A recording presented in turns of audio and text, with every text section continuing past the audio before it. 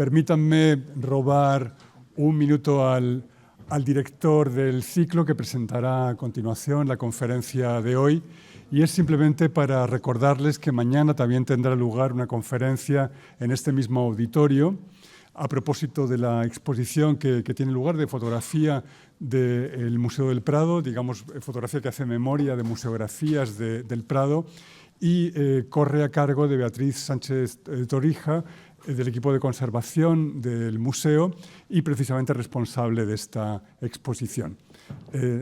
Simplemente que lo sepan, para todos aquellos que tengan interés en asistir serán muy bienvenidos.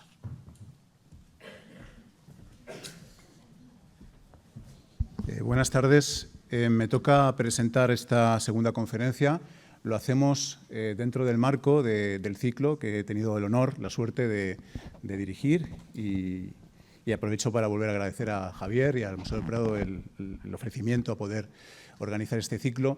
El ciclo Escultura en el Espacio, pues para los que no pudieron estar el otro día, no solamente va de escultura en el espacio, sino que en realidad propone estudiar la relación de la escultura con otras artes, estudiar las relaciones transversales que se producen entre las diferentes artes a través precisamente del concepto del espacio, y todo ello al calor de la obra de Juan Muñoz que acogemos aquí en el Museo del Prado. La lección o la charla inaugural, la conferencia que tuve oportunidad de dar el otro día, pues abordábamos desde una mirada distanciada en el tiempo los antecedentes de esta idea de la colaboración, de la fusión, de la transversalidad entre las artes, desde el concepto de obra de arte total, de que Kunstwerke, ¿no?, utilizando el concepto alemán, el concepto romántico, y nos retrotraíamos a diferentes posiciones, a diferentes momentos, a diferentes situaciones de transversalidad. Y hablábamos no solamente de lo previsible, como podía ser la ópera, o podía ser el arte sacro, el bel composto de Bernini, sino también situaciones de obra de arte total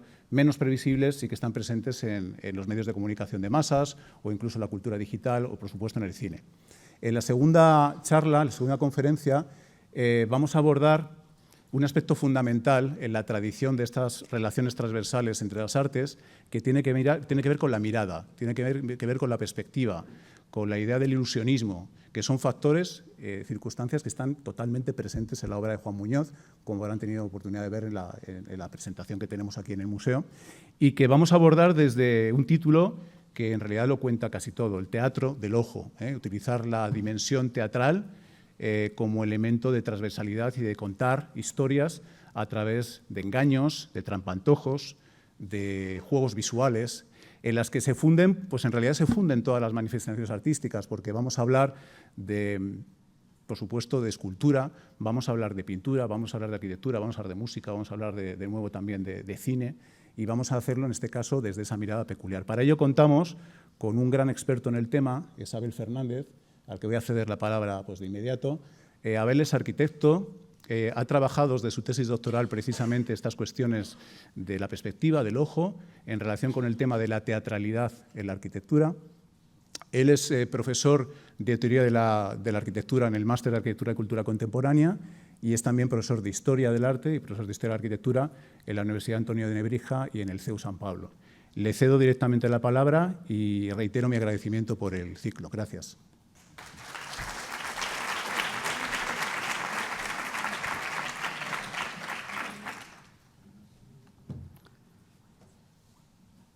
Bueno, pues muy buenas tardes. Muchas gracias al profesor Eduardo Prieto por su amable presentación y también por su generosa invitación a participar en este ciclo de conferencias. Muchas gracias al museo y a la Fundación de Amigos del Museo del Prado, y gracias a todos ustedes que han vencido las inclemencias de una fría tarde de febrero, incluso los tractores, para explorar este tema de la escultura en el espacio que nos convoca bajo la presencia literal de la obra de Juan Muñoz, desplegada en la exposición que seguro han visitado ya, justo encima de nosotros. Una conferencia en la que utilizaremos la idea de lo teatral para prolongar esa conversación entre disciplinas, y que quisiera iniciar del mismo modo que Juan Muñoz comenzaba muchos de sus textos, pidiendo permiso para utilizar una imagen. Una imagen que nos servirá de guía y que ilustra un experimento mental. Es una imagen que encontrarán ustedes en el libro de la dióptrica de René Descartes y que dice algo que podemos reconstruir más o menos de memoria. Tómese, dice Descartes, el ojo de un hombre muerto recientemente, o en su defecto el de un buey u otro animal grande, y sitúese en el orificio de una ventana expresamente construida. De manera que la única luz que entre en la estancia sea la que entre por las capas transparentes del ojo. Una vez colocado el ojo es necesario realizar un corte en el fondo y separar cuidadosamente las pieles que lo configuran, sin que el humor se derrame. Una vez cortado el ojo es necesario cubrir la parte posterior, por ejemplo, dice Descartes, con una cáscara de huevo, para descubrir entonces que las imágenes de los objetos que están en el exterior aparecen dibujadas en perspectiva invertida en ese fondo. De quien no dice nada Descartes al describir este experimento mental. Es de ese hombre misterioso que emerge en la oscuridad y que se asoma al ojo. Algunos filósofos como Giorgio Agamben han reparado en este barbudo cartesiano y lo han comparado con personajes como el Monsieur Tess de Paul Valéry, personaje ficticio que frecuentaba, por cierto, los teatros y que afirmó: soy estando y viéndome ver. Personaje que hablaba de esa condición del verse viendo que es precisamente lo teatral. Etimológicamente, teatro viene del griego teatrón, que significa lugar para ver, lugar desde donde se mira, lugar para el ojo. Y allí donde aparece una conciencia de la mirada, allí donde la mirada se hace consciente de sí misma, aparece la condición teatral.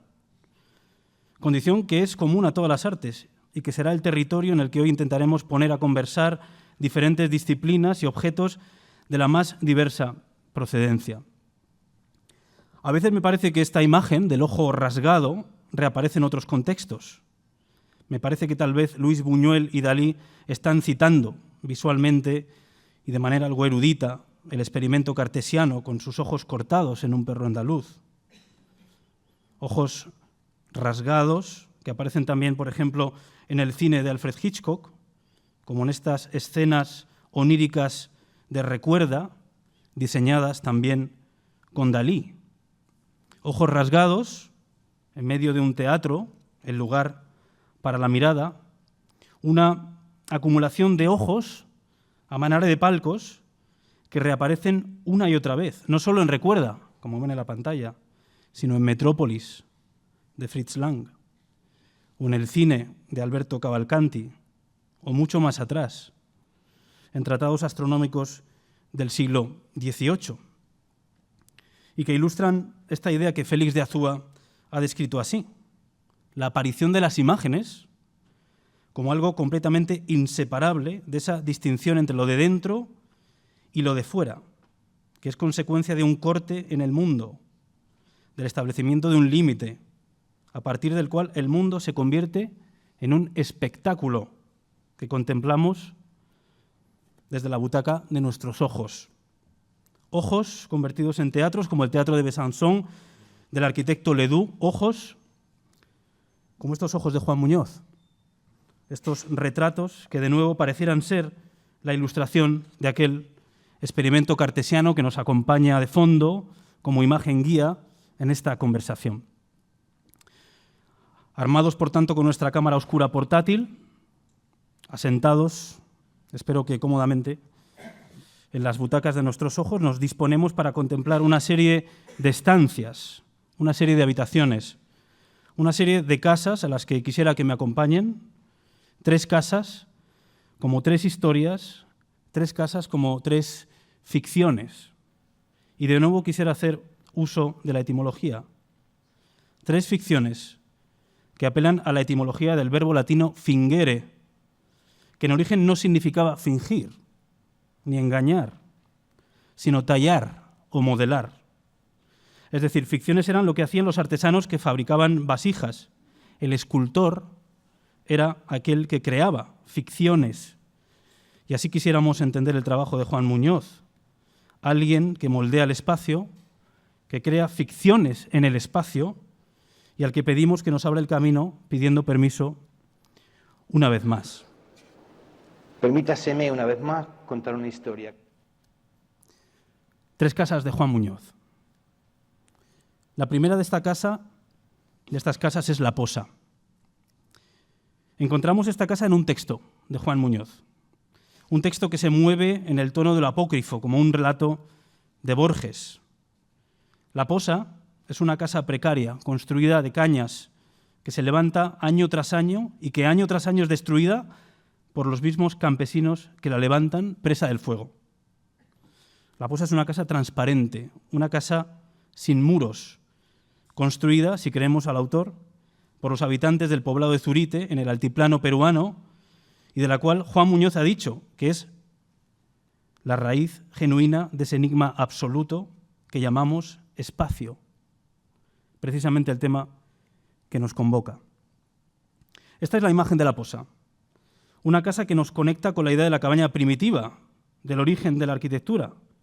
Juan Muñoz es explícito y construye un texto increíblemente erudito con referencias a Vitruvio, padre de la teoría arquitectónica, que estableció, por cierto, el fuego como elemento verdaderamente originario de la arquitectura, creador de una comunidad que dio paso primero al lenguaje y más tarde a la construcción.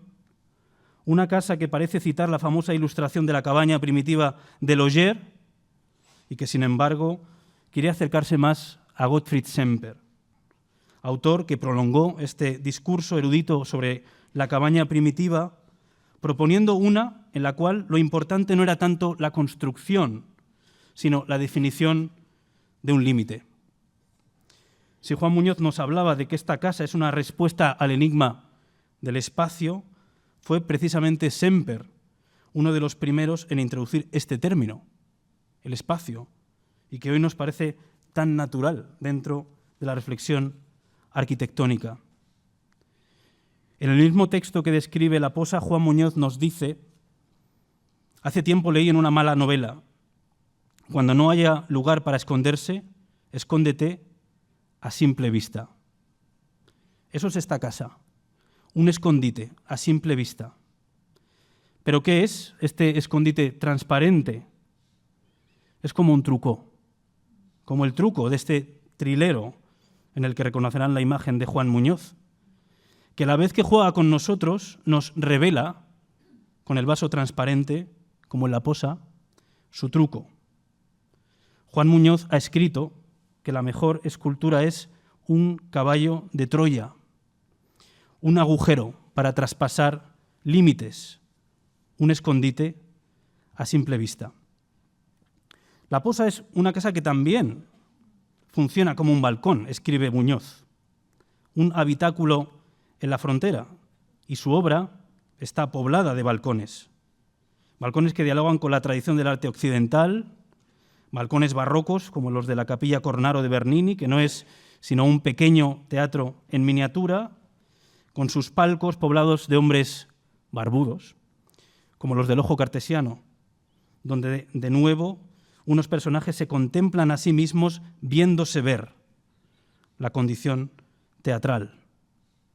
Balcones siempre intrigantes y que nos hacen preguntarnos de qué se ríen, a dónde miran estas mujeres de Murillo, a quién contemplan o a quién se muestran estas majas de Goya, qué es lo que ven las figuras de este balcón de Manet o hacia dónde miran estos hombres apoyados en el muro o asentados en las barandillas de los balcones parisinos de Caillebotte. En el fondo, siempre hacia un espectáculo.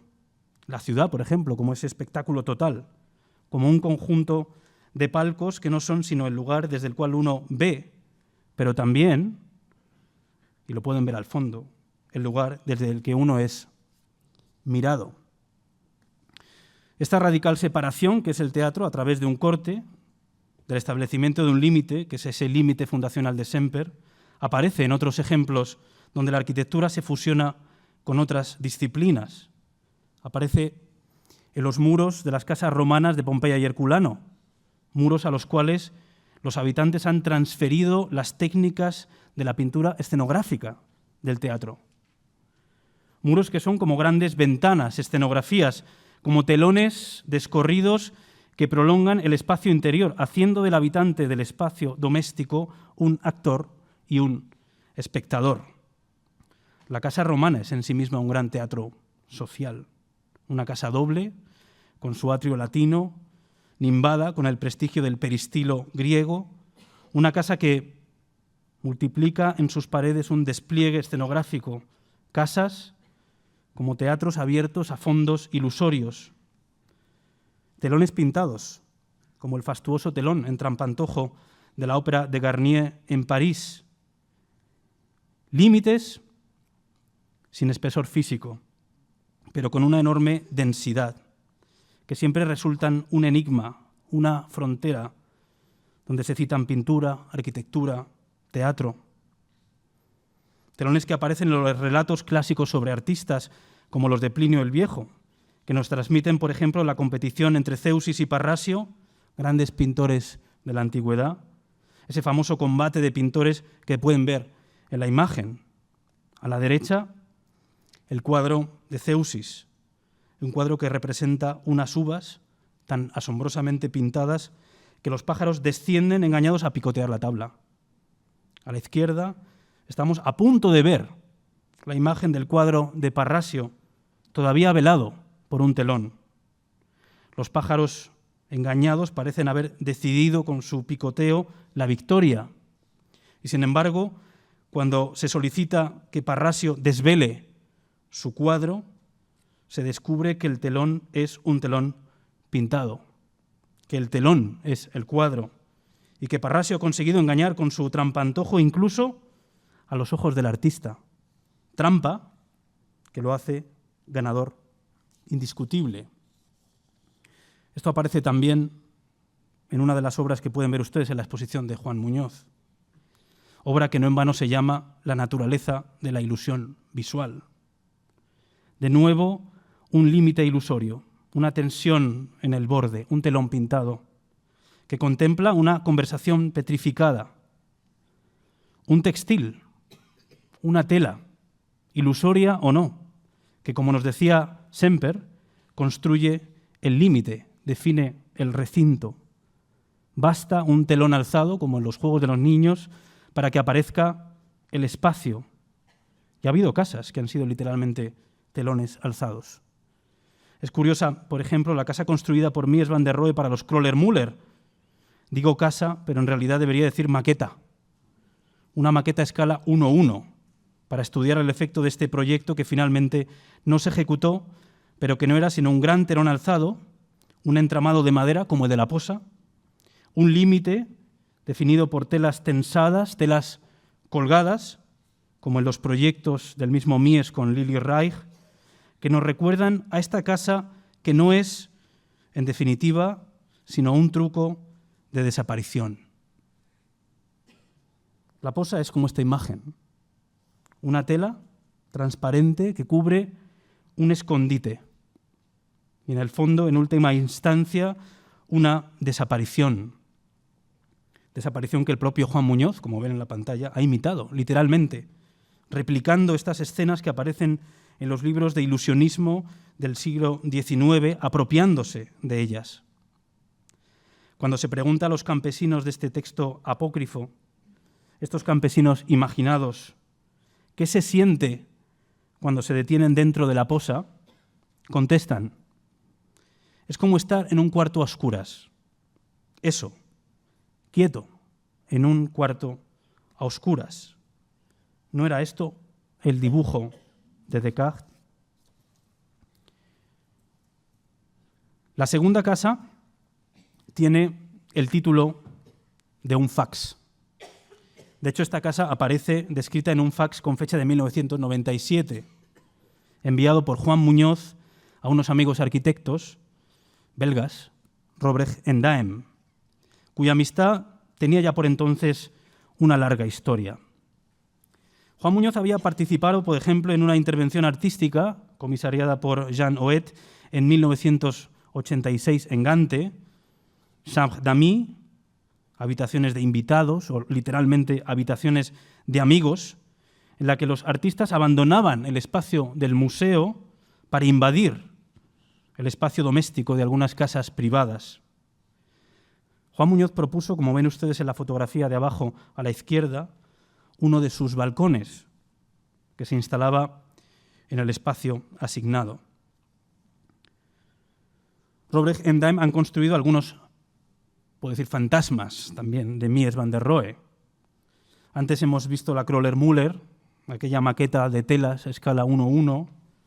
Ahora pueden ver ustedes en la pantalla la casa del club de golf del mismo arquitecto alemán, nunca construida y que se presenta aquí como resucitada, como la posa, una casa sin vidrios en una intervención entre el arte y la arquitectura. Juan Muñoz y Robrecht y Daem proyectaron juntos una instalación realizada en Barcelona en 1992. El nombre, Una habitación donde siempre llueve, que de nuevo es una instancia inaccesible, habitada por estas piezas de conversación características del mundo figurativo del artista. De hecho, una de estas figuras, uno de estos muñecos, parece haberse escapado de esa habitación donde siempre llueve y ocupa ahora un espacio en el estudio de los arquitectos belgas. Lo que nos da pie a hablar de la presencia del muñeco. Un trapo vacío, como un telón que cubre la escena. Un hueco, un agujero a la espera de activación, como el muñeco de ventrílocuo de la fundamental intervención de Juan Muñoz, La tierra baldía. Y no solo en La tierra baldía, ese collage de citas, voces y notas al pie de T.S. Eliot, podríamos acudir a otros poemas del mismo autor que resuenan intensamente con estos personajes de Muñoz, como este poema, Los hombres huecos, que leo un fragmento en traducción de José María Valverde. Somos los hombres huecos, somos los hombres rellenos, apoyados uno en otro, la mollera llena de paja, hay. Figura sin forma, sombra sin color, fuerza paralizada, gesto sin movimiento. Los que han cruzado con los ojos derechos al otro reino de la muerte nos recuerdan, si es que nos recuerdan, no como perdidas almas violentas, sino solo como los hombres huecos, los hombres rellenados. ¿No es esto la escultura de Juan Muñoz? Si uno se acerca a ellos, descubrirá que sus ojos están rasgados, están cegados. Y para entender, podríamos leer un poco más adelante en el mismo poema de Eliot. Los ojos, dice Eliot, no están aquí. No hay ojos aquí. En este valle de estrellas que mueren, en este valle hueco, la quijada rota de nuestros reinos perdidos, en este, el último de los lugares de encuentro. Vamos a tientas, juntos, y evitamos hablar, reunidos en esta playa del río hinchado, sin vista, a no ser que reaparezcan los ojos, como estrella perpetua, rosa multifoliada, del crepuscular reino de la muerte, la esperanza solamente de hombres vacíos. Un pabellón en un jardín, de Robrecht y Daem, que vemos aquí en maqueta, es el motivo que desencadena aquel fax que les mencionaba antes. A medias, debo decir, entre el apócrifo y la ficción, dirigido supuestamente a los arquitectos, autores del proyecto, y escrito con esa técnica de la apropiación tan característica de Muñoz, coger algo y apropiárselo para transformarlo, como repitiera sin copia un fragmento del Quijote, aquel Pierre Menard que imaginara Borges. Le escribo como un cliente, dice Muñoz, o acaso como futuro dueño de una casa que ahora intuyo cercana, sentado en esta mesa desde donde le escribo. Veo perfectamente la parte del jardín donde se edificará el nuevo pabellón. es este, el pabellón entre los árboles, dibujado por los arquitectos, el que contempla desde esta ventana. Una casa que se ve ahora desde fuera, una casa duplicada, escindida en dos lugares, el lugar desde el que se mira y el lugar donde está aquello que es contemplado, gracias a la presencia de un corte, la ventana. Si ustedes miran con atención este dibujo, donde aparece representada la ventana, el dibujo con el que los editores de sus escritos acompañan el fax publicado de Muñoz, arriba, a la derecha, leerán la palabra theatricality, teatralidad. Yo deseo, dice Muñoz, una casa que sea todo menos una casa. Algo más parecido a un edificio construido por un cartógrafo, donde cada forma encuentra su razón de ser en otro lugar, en la distancia. Creo que me entenderás si le digo que este pabellón encuentra su razón fuera de él, exactamente frente a él, exactamente en esta ventana desde donde yo miro. Con este párrafo, Juan Muñoz parece vincularse también a toda esta tradición de la perspectiva que se codificara en el siglo XV, en la que un ojo aislado mira el mundo, un ojo que proyecta sus rayos visuales, que son seccionados por un plano, por una ventana, como la definiera Alberti. Es lo que hizo Brunelleschi, con ese, si me permiten la palabra, tenderete montado frente al baptisterio de San Juan de Florencia, para demostrar la potencia de esta nueva forma de mirar, duplicando el mundo a través de un dibujo, que solo podía ser contemplado a través de un agujero y de un espejo. La mirada indirecta, como única condición posible para una mirada moderna. Brunelleschi, que además de arquitecto e ingeniero, fue también escenógrafo, inventor de ingenios mecánicos, y que fue capaz de convencer incluso a un hombre de ser en realidad otro, según nos cuenta aquella burla ingeniosa y maliciosa, también un poco en el ámbito del apócrifo fantástico, del Grasso Legnaiuolo.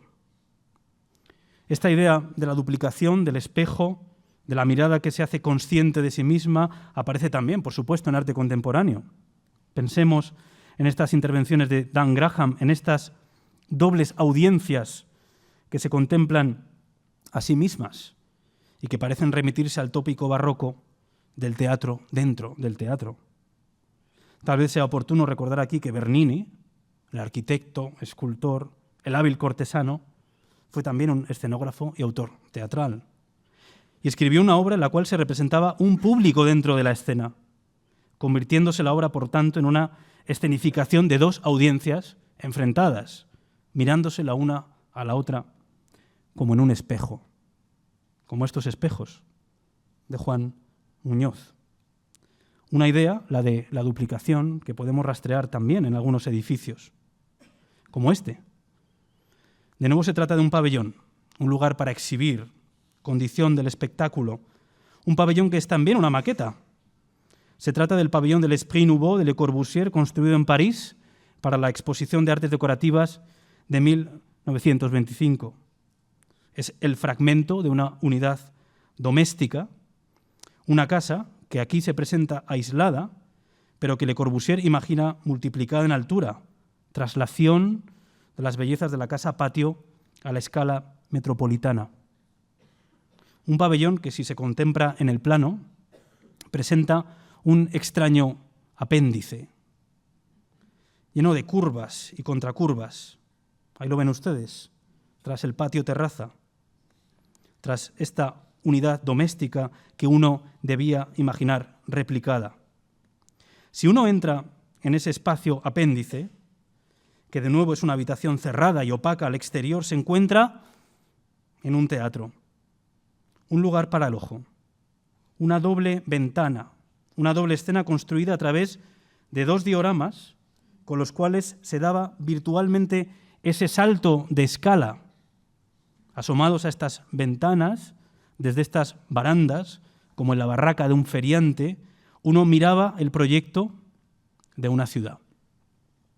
Y Le Corbusier aquí recurre a toda una tradición de edificios de espectáculos, como los panoramas y cicloramas, con sus grandes telones, edificios que no eran más que una plataforma para el ojo, teatros para contemplar la superficie de un telón ilusorio.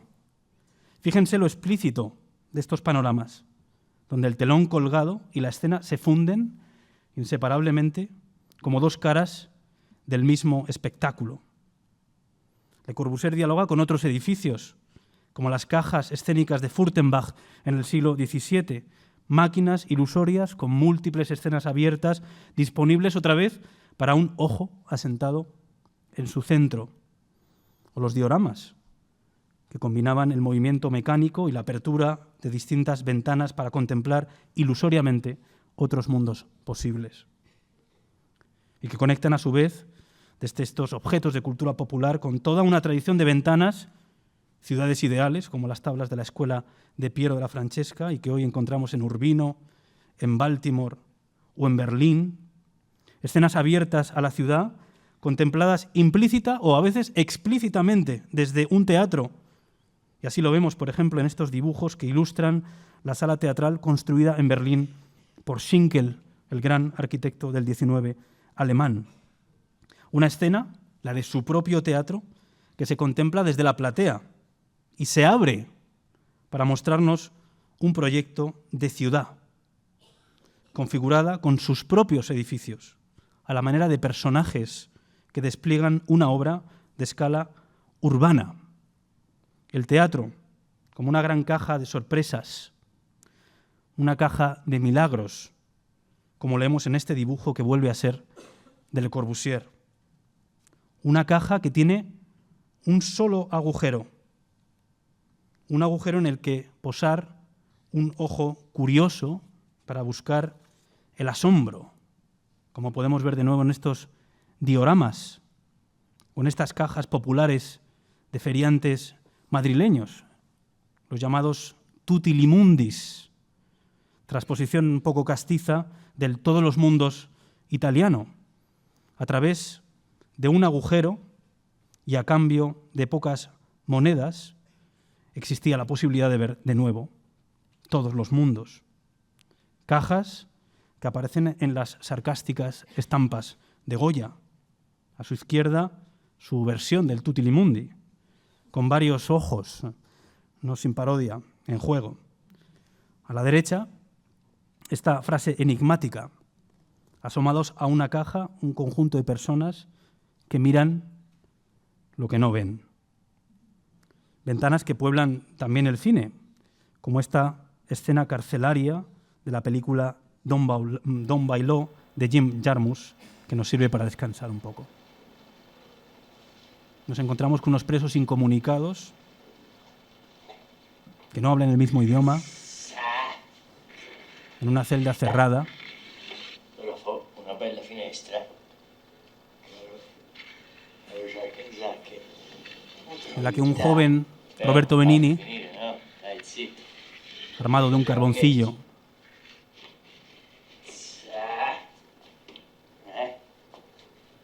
dibuja en la pared.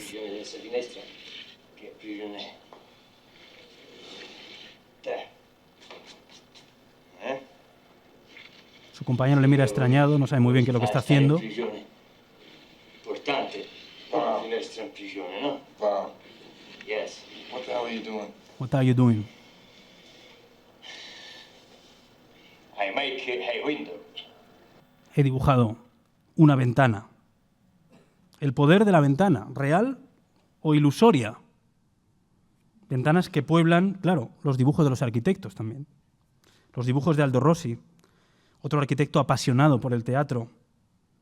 Ventanas, vuelven a ver la misma ventana ahí, por las cuales nos asomamos a una ciudad imaginada, como en este collage de la ciudad análoga, hecho a través de fragmentos con sus propios proyectos y proyectos del pasado para inventar una ciudad construida desde la memoria.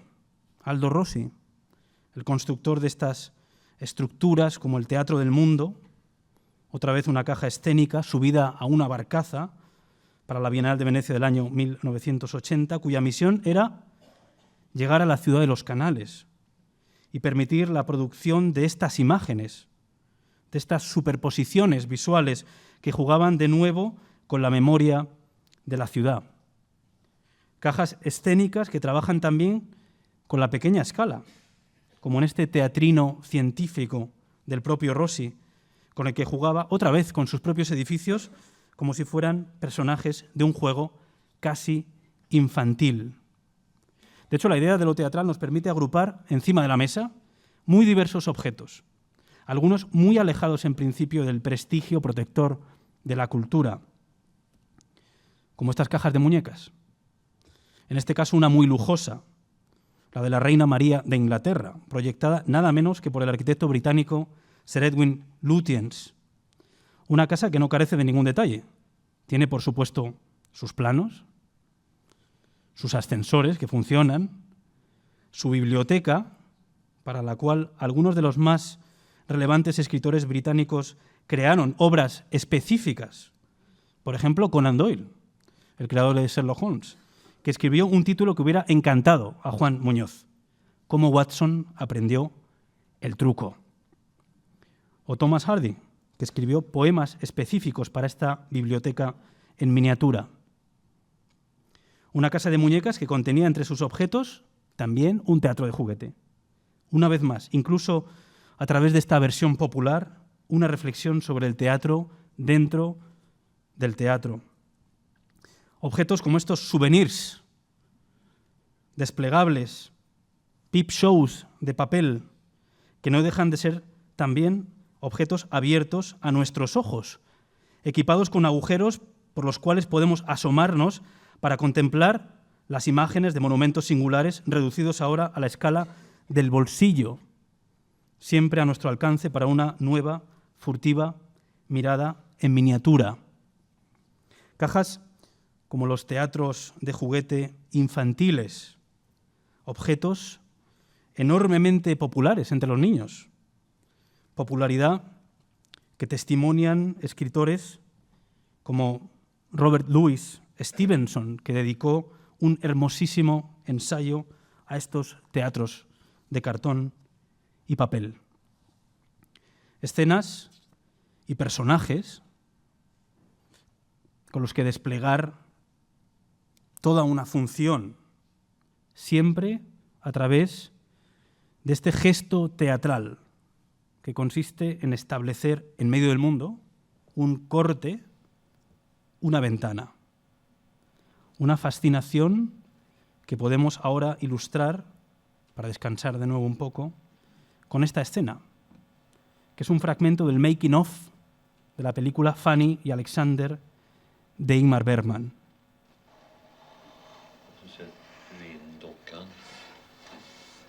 De nuevo un director que abre una caja mágica y juega con su actor como si fuera un muñeco. Du, innan du sätter in dockan, sitt så här först bara. Och titta. Och liksom wheela. Så ja.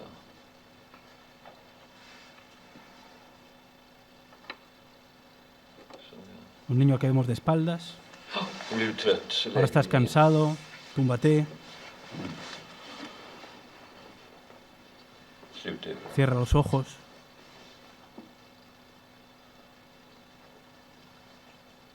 Sen tänker Ahora piensa, jag går till mamma. Ja. iré con mamá, me duele la garganta.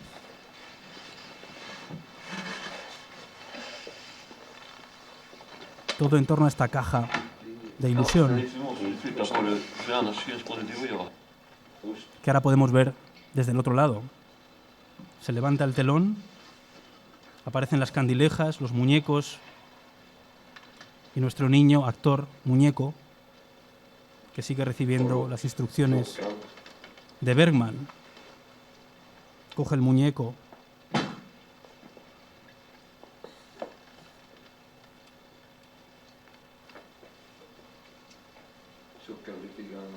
pequeño suspiro.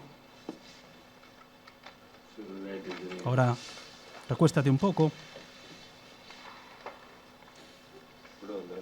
y cierra los ojos.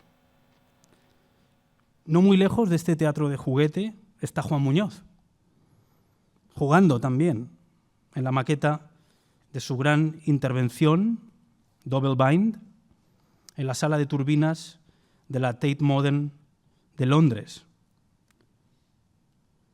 No muy distinto a aquel teatro de marionetas, sería este mundo construido de nuevo como un gran límite, con un mundo superior, el que ven en la pantalla, lleno de agujeros en trampantojo, habitados solo por estos ascensores que suben y bajan lentamente, como los ascensores de la casa de muñecas de la reina de Inglaterra, y que nos conducen al mundo inferior, un mundo en penumbra, lleno de ventanas, por las cuales se despliegan estas pequeñas escenografías, habitadas por muñecos que contemplamos desde abajo, como el misterioso barbudo del experimento cartesiano. Y vamos a la tercera casa, la última de nuestras casas, la última de nuestras habitaciones, la casa tercera, el tornavoz. Y quisiera comenzar desde otro interior, en un mundo distinto, el estudio de un programa de radio. Escribe Juan Muñoz: uno de mis últimos proyectos ha sido hacer programas de radio. Tuve la sensación de que la experiencia de estar encerrado en una caja de cristal insonorizada, hablando al vacío, es lo que más se acerca, y fijaos lo que dice, a la emoción que quería representar en mi obra escultórica. Escuchemos la voz que sale de esta caja.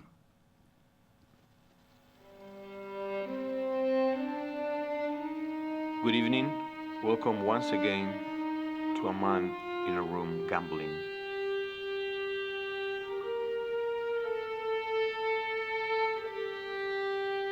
This evening we will teach you one of the best things that can be done at a gambling table. Some people with a high moral sense use the word tricks to describe these subtle techniques, but we prefer to call them artifices. Aquí Juan Muñoz se apropia otra vez ahora de textos con instrucciones para enseñar a hacer magia y trucos de naipes, y los repite, transformándolos en este monólogo enigmático. Trucos, artificios, prestigios, como los de estas imágenes, que son justo la continuación de aquel teatro de ojos de Hitchcock que vimos al comienzo.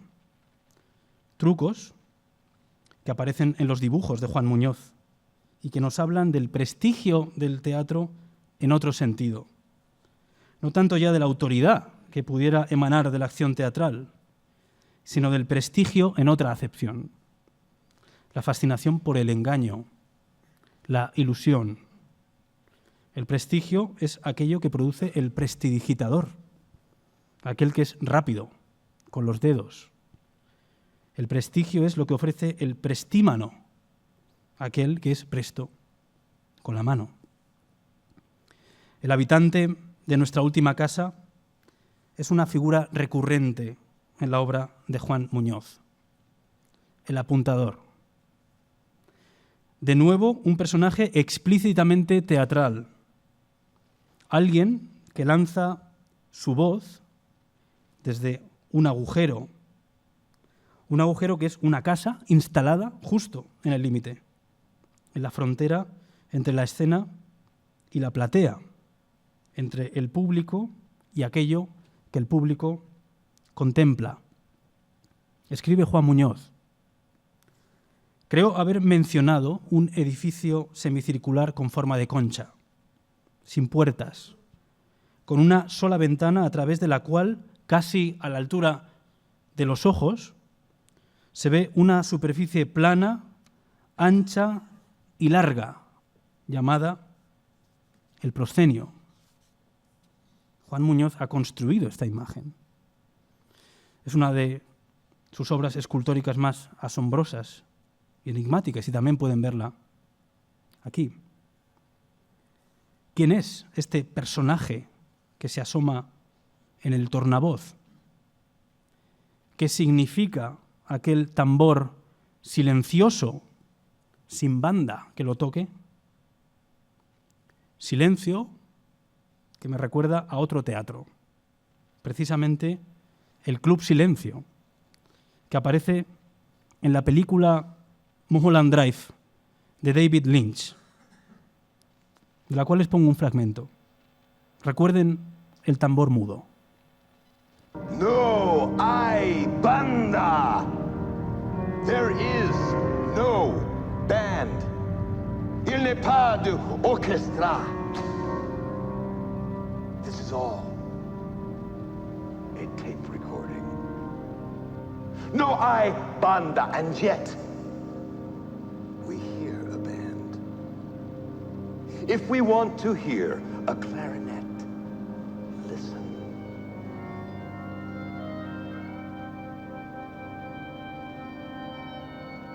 Un trombone a colis.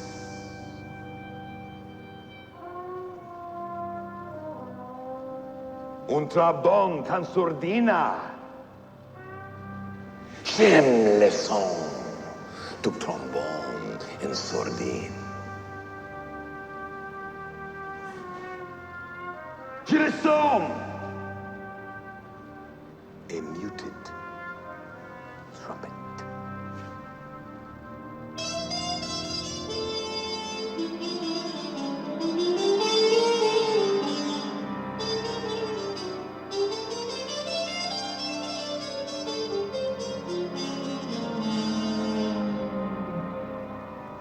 It's all recorded. No hay banda. It is all a tape.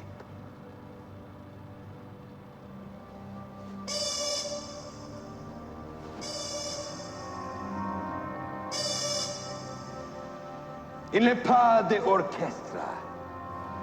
It is an illusion. Una ilusión para la cual no hay banda. No hay banda.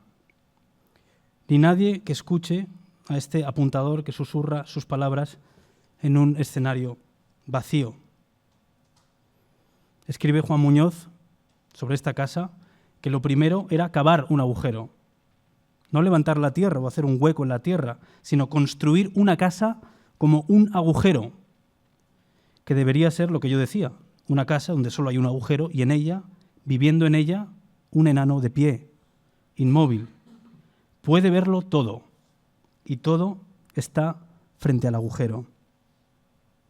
Un enano que habita un límite, como estos enanos que despliegan su cortina, el telón, nuevamente, en estas cajas de linternas mágicas infantiles.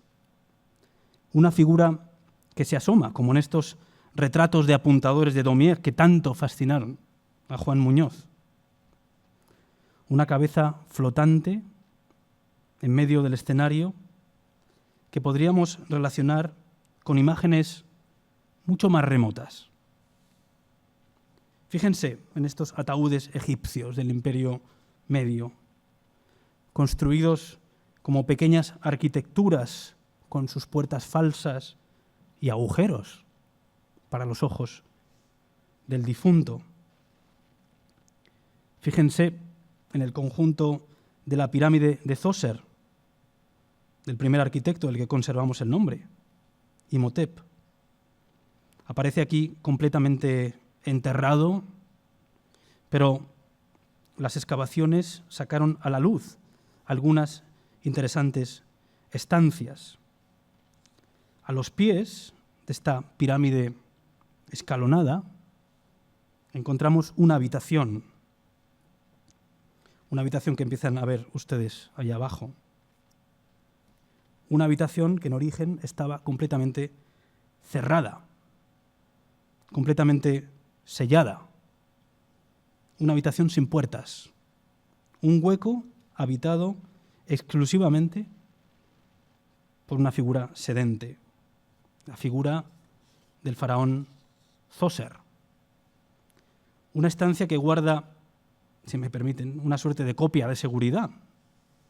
La estatua del Ka como alternativa al cuerpo momificado. A través de esta estancia, el espíritu del difunto podía mantener el contacto con las ofrendas, con los inciensos y aromas que permitían, de alguna manera, prolongar su vida más allá de la muerte. Esta estancia sellada tiene 2 únicas aperturas, seguro que se lo imaginan.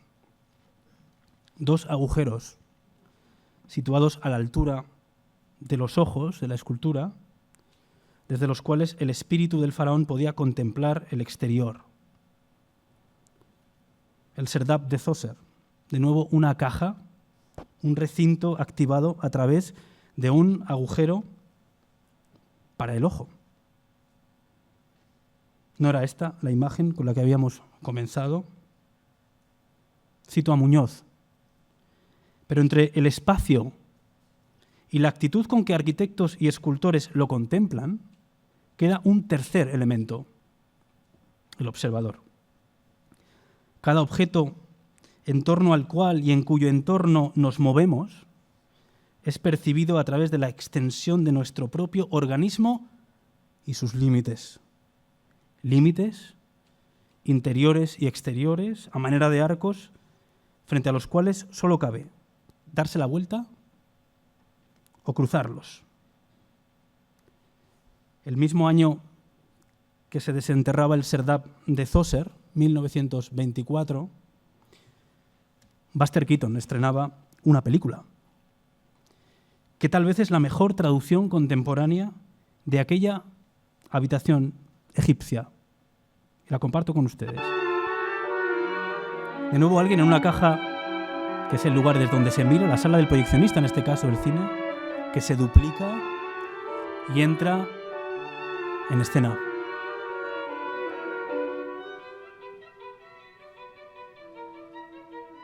Como si fuera el K de Zoser, prolongando su vida duplicada en un teatro, que siempre un límite, una pantalla, una ventana, frente a la cual, como decía Muñoz, solo caben 2 actitudes: darse la vuelta o cruzarlos. Darse la vuelta o cruzarlos. Estamos ya acabando. Pero para terminar quisiera poner una lista en la pantalla. Una lista que de nuevo está extraída de un cuaderno de Juan Muñoz. Las palabras de esta lista han ido apareciendo a lo largo de esta conversación.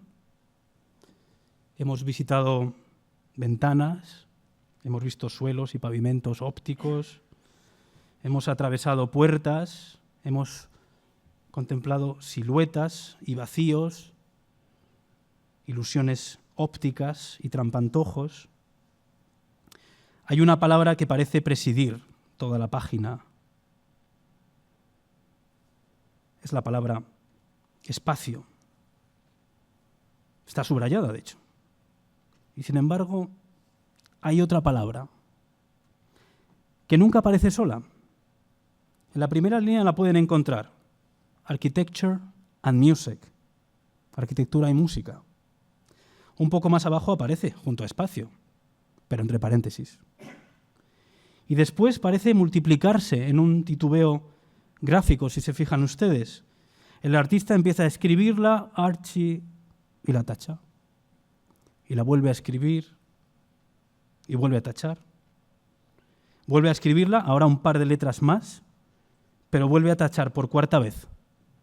Arquitectura.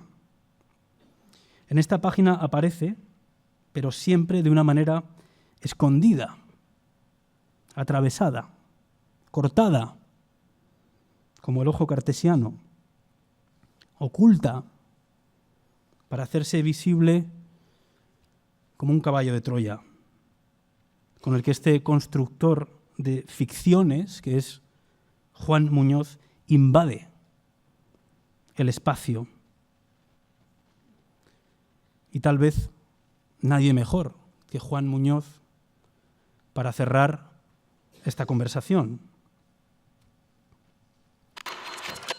Creo que debajo de toda obra de arte hay una sospecha profunda sobre la realidad, tal y cual se presenta delante del ojo. Porque si este es un oficio de creer en el ojo, también es un oficio de sospechar del ojo. Creer en el ojo y sospechar del ojo. Así pues, terminamos con nuestros ojos a cuestas, de la misma manera que empezamos, un poco más conscientes ahora, tal vez, de que andamos siempre obligados, simultáneamente, obligatoriamente, necesariamente, a confiar y a sospechar de ellos. Muchas gracias.